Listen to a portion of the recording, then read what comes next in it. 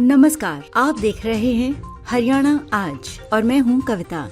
पेश है इस समय के खास समाचार। पूरी जानकारी के लिए इस खास बुलेटिन के अंत तक बने रहिए। इस वक्त की बड़ी खबरों की बात करें तो हरियाणा में सरकारी नौकरियों की तैयारी कर रहे युवाओं के लिए मुख्यमंत्री नायब सिंह सैनी ने एक बहुत बड़ा और ऐतिहासिक फैसला लिया है।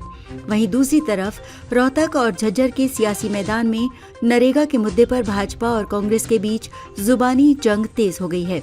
साथ ही प्रदेश में बेहतर कनेक्टिविटी की दिशा में गुरुग्राम रेवाड़ी रेल मार्ग से एक सुखद खबर सामने आ रही है। बुलेटिन की शुरुआत करते हैं उस खबर से जिसका इंतजार हरियाणा का हर बेरोजगार युवा कर रहा था। मुख्यमंत्री नायब सिंह सैनी की अध्यक्षता में हुई कैबिनेट बैठक में भर्ती प्रक्रिया को लेकर एक क्रांतिकारी निर्णय लिया गया है। सरकार ने हरियाणा कर्मचारी चयन आयोग यानी HSSC के नियमों में बड़ा संशोधन करते हुए अब ग्रुप C और D के पदों के लिए सोशियो इकोनॉमिक यानी सामाजिक आर्थिक अंकों के प्रावधान को पूरी तरह खत्म करने की प्रक्रिया शुरू कर दी है।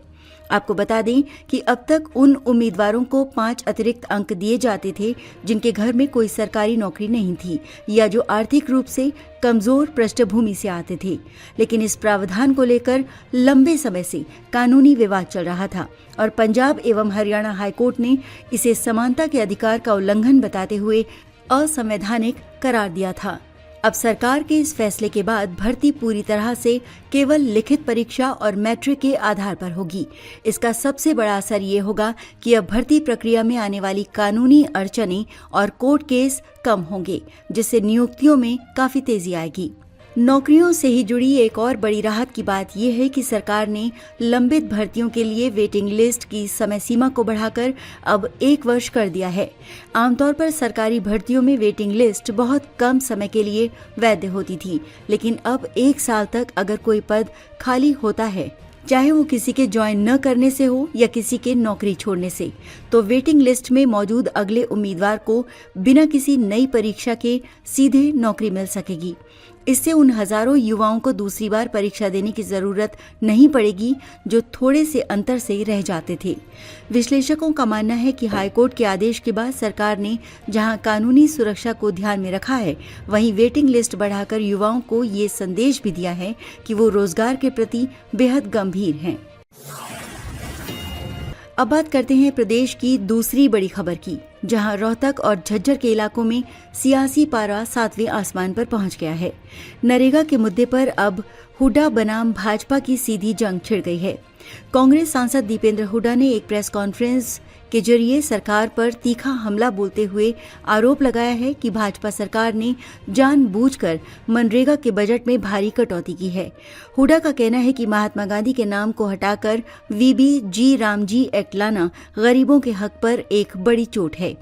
पूर्व मुख्यमंत्री भूपेंद्र सिंह हुड्डा ने तो झज्जर से मनरेगा बचाओ संग्राम की शुरुआत तक कर दी है। उनका आरोप है कि सरकार ने दलितों और पिछड़ों के अधिकारों को डिजिटल नियमों के जाल में फंसा दिया है। कांग्रेस के इन हमलों पर भाजपा ने भी देर नहीं लगाई और पलटवार करते हुए भाजपा सांसद सुभाष बराला ने मोर्चा संभाला। बराला ने साफ शब्दों में कहा कि कांग्रेस केवल भ्रम फैला रही है और ये नया कानून ग्रामीण मजदूरों को मुख्य धारा से जोड़ने की एक क्रांतिकारी पहल है।